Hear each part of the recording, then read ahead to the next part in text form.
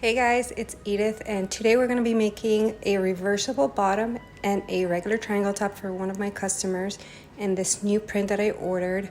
It's going to be reversible to white, and I'm going to show you how I do this side-tie bottom and how I add everything like the scrunch for it not to be seen, and how I add the straps and everything. So here I am cutting the front of this pattern, and then I'm going to cut the back. I use these weights. Somebody asked me about them, if they could get them, but these are actually just like pieces from I think Home Depot that we once bought. They're not legit fabric weights, but anything works, even your phone, when you need to pin down something. So yeah, here's the back. And now we're gonna move on to the triangle top portion. I'm gonna cut 2 of these, and what I like to do is when I have my print out, I like to cut all the pieces that I need out of the print and then swap out to the next lining color or interior color. That way it's more effective for me for my time. So here I am cutting the second piece of the triangle top. And I always cut my bikini pieces against the grain. For me, it's a better fit for the product. It's easier to sew. Make sure you always cut all your layers in the same direction. So if you're gonna cut against the grain for your print, also cut against the grain for your interior color. And for the lining is 4-way stretch, so it doesn't affect anything, but yeah, always make sure you cut all your layers in the same manner. Now here I am cutting the strings for my bottom.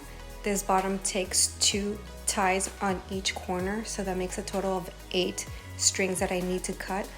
I decided to do 1 print and 1 solid color per side, so it gives it a more cute look because it is reversible to the white. So I need 4 of the print. I cut these out to be 1 inch thick, and I always cut the strings in with the grain.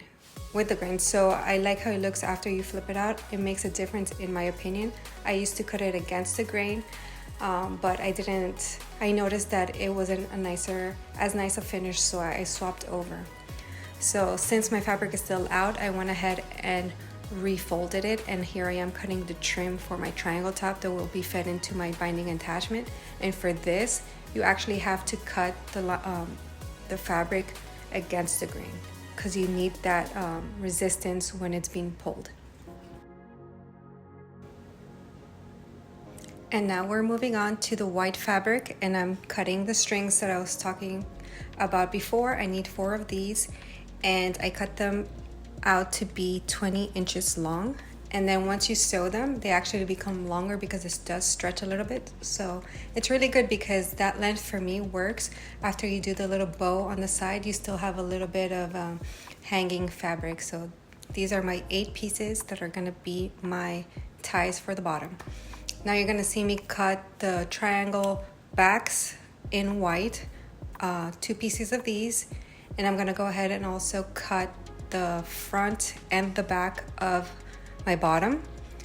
I don't know if I mentioned this before, but when I get to the back, I always mark the center, and that center is where I'm gonna use or sew my elastic to, which is gonna be the scrunch back. So I always mark the center of the back so I could have an idea where the center is, so I could add that elastic later on. So here we have all the pieces ready. And I thought I was done at this point. I was really happy, and then I remembered I had to cut the lining. So up next is the lining. A lot of people ask me what kind of lining this is. This is called Helenka lining. This is a 4-way stretch lining. It usually comes in black and nude, like this one, or tan, and in white. I usually use nude for all of my swimwear, probably except on white because it does change the color a little bit, but my favorite is this nude color, so I use it for everything. So here I am. I think I already cut the front lining. I only lined the front of the bottom because it does need that opaqueness, so when you wear it reverse you do not see the print, but for the back, in my opinion, since it has the scrunch already, it's not a big deal, so I don't add that excess step. You can add the back lining if you wanted to, but it's up to you. Just remember that it will shrink the size a little bit. And I already cut my triangle tops. I cut 2 layers per side so that it gives a better lift and protection.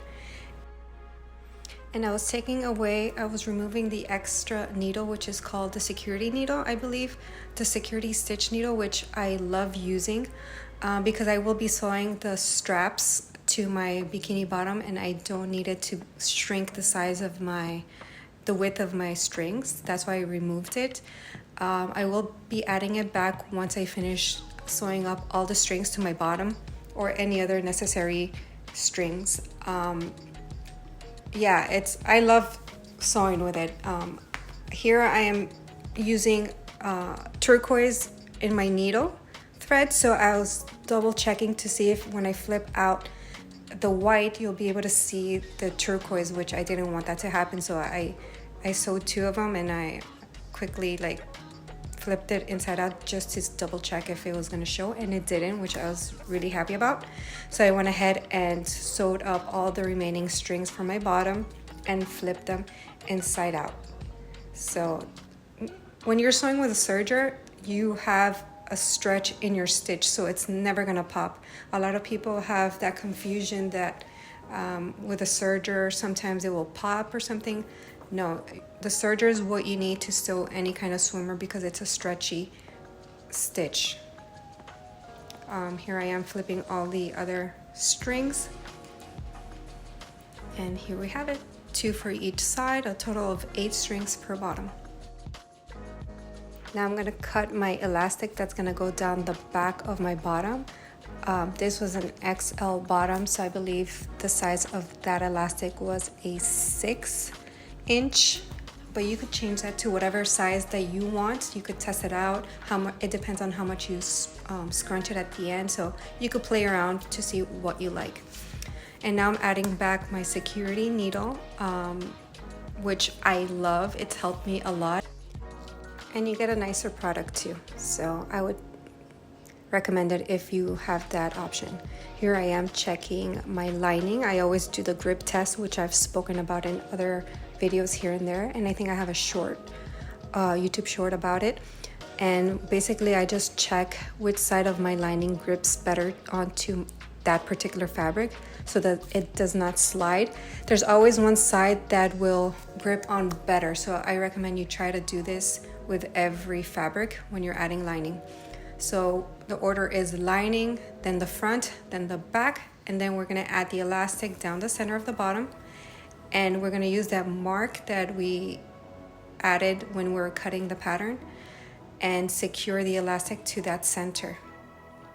Easy peasy. So now we're going to go to the interior color, which is the white. We're going to sew the back onto the front, or the front onto the back, and we're going to leave about an inch opening, and that opening is what we're going to use to insert all our strings and also to flip out our bottom at the end.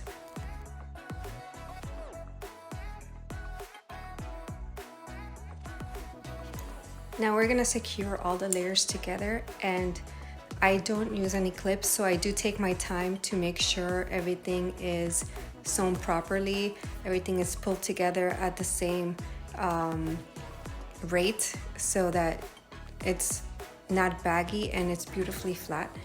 Sometimes you have to take your time. You can lift up your foot if you see yourself get off track and recalibrate and keep going. When you get to the seams that are at the bottom, you want to make sure those match up. That's an important part of the bottom, so you want to make sure that they are even. And then you just sew along and close up all the bottom, leaving holes at each extremity. Now those holes are gonna be where the side ties are attached to, so you'll see in the next couple steps how that works.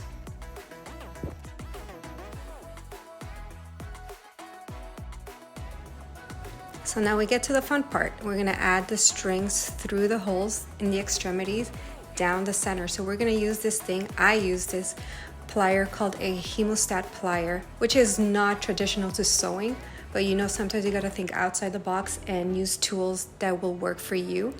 And this is amazing because it has a great grip and a lock. So you grip onto your strings and it locks up, and then you just pull it. And it's been amazing. I have it linked in my description box if you guys are interested in purchasing one on Amazon. They're amazing. I do recommend them. So what you do is you grab two of your strings, one print and one white, and then you slide it down all the way to the extremity. I like to have the print at the top and then the white at the bottom for each one, so make sure the order is correct for each one, just to have symmetry all around the bottom. And we're gonna stitch that up. I always use a medium stitch in my single needle, which is around a 3 in my machine, and I just go back and forth, and then I trim the excess fabric from each corner. Here we're almost done. Yeah, we're done. And I'm just gonna pull out all my strings very easily through that 1-inch hole that we left earlier in the process. There we go. We're almost there. We're almost complete with this bottom.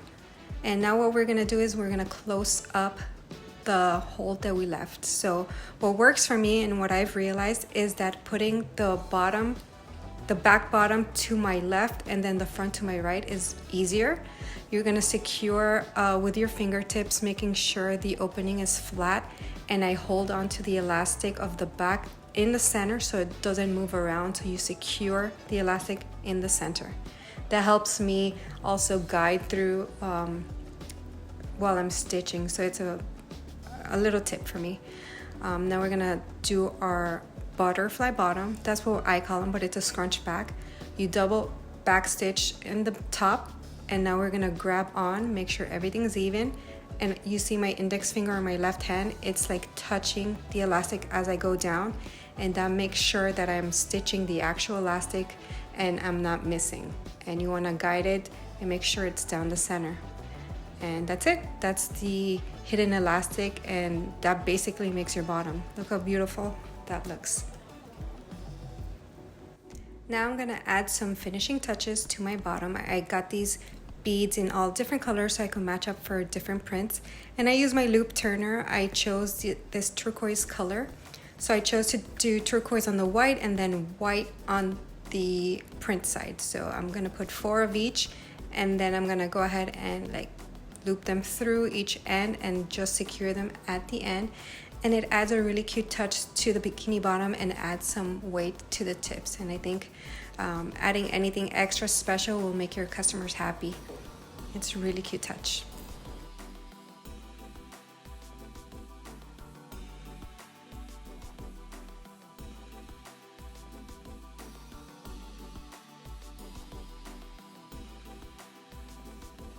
And here is the final bottom. Reversible side tie cheeky bottom with beaded details. Super cute. Now we're gonna move on to the top. So now we're gonna put our print side down, 2 layers of lining, and then our white, and sew all around, making sure everything is even and that the lining is gripping correctly and your top is flat. You don't want anything sliding around because it's gonna be more complicated later when you have to do the sliding tunnel. So this step is crucial for having a nice finished product. So as you can see here, everything's working out great. Everything looks flat. And now we're gonna go on to our binding attachment.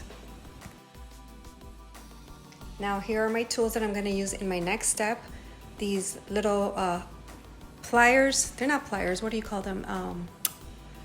Tweezers and my handy dandy scissor.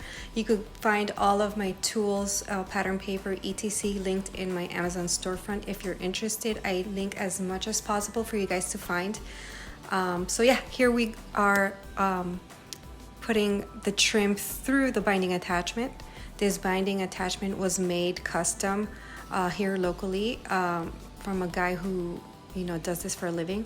And we requested a 3/8 trim, and what we did after is created a slot to insert the elastic. Having a trim with elastic really changes your top. It gives so much more support for your customer, for the top, for anything. It's a game changer.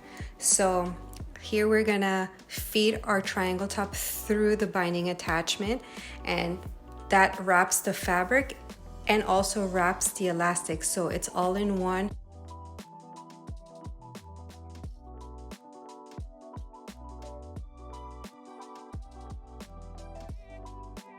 Now, after I sew the interior, I'm gonna sew the trim all the way to the end of the table and towards the beige part. And to me, that is my measurement for my bikini top tie.